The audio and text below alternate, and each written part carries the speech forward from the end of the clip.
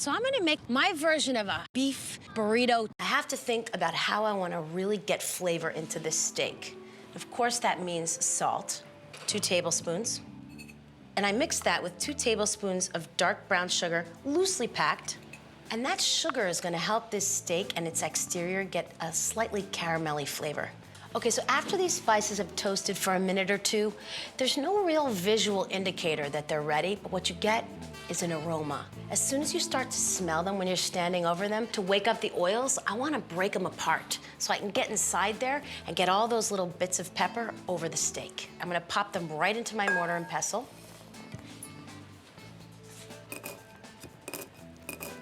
You can also do this by zapping them in the food processor a little bit or crushing them with the bottom of a saute pan on a flat surface.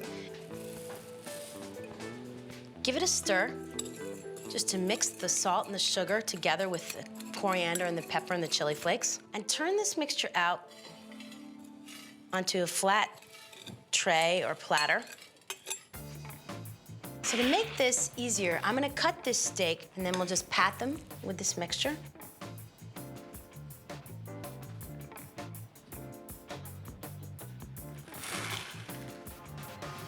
So I'll wrap it up and I'll put this in the refrigerator from as little as an hour to, if you like, overnight.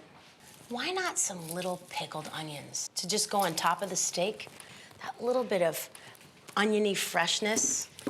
Who can resist that with beef? And I love to use these cipollini onions because they're really sweet. So just peel the outer layer off these onions. Cut them into pretty thick rounds. And then just break these onions apart into little rounds. I want to kind of get rid of some of that raw onion power and replace it with some acidity and freshness. Just a sprinkle of sugar over them and a splash of red wine vinegar. Now the condiments are gonna go with that seared steak, sliced and rolled up in a tortilla like a big planet of flavors. So I'll start with some cherry tomatoes and just slice them in half. Some kosher salt, a little sprinkle, and then a few cilantro leaves. And this is an herb I've really grown to love. I will admit, the first time I tasted it, I thought, I don't get it.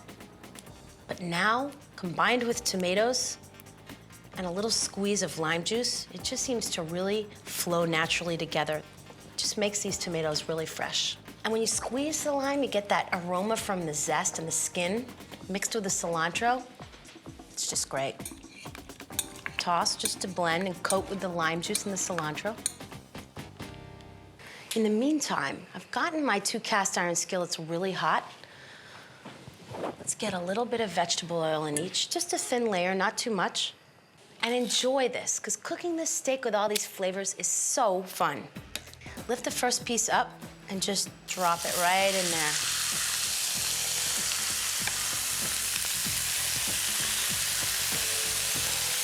So I'll let it sear for 2 or 3 minutes on its first side, and I'm gonna flip them over. I want them to develop that nice brown crust. So now that they've seared on their second side a couple of minutes, I wanna take them out and just let them rest a little bit. Let those juices really flow back through that meat, and then we'll put this all together. My buddy Dave's here grating some cheese. I'm just toasting up some flour tortillas, just like I do at the restaurant, right on the burner to get a nice char on the outside. We're gonna put together some nice skirt steak burritos. Sounds good. Thanks for having me.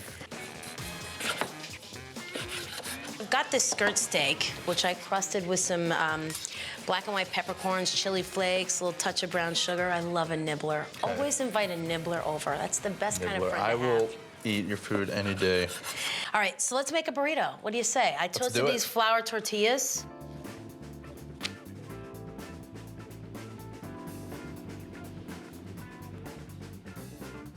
I like how yours has this kind of smiley face effect. It looks all perfect. Like if we were in school, you'd get an A+, and I would get a C+, because I put way too much cheese. But that's how I like to roll with these burritos. That's how you roll. All right, so now we're rolling. I wish you best of luck in rolling that up. So let's put these on plates. Cheers. How do you like the steak? Awesome. Perfect.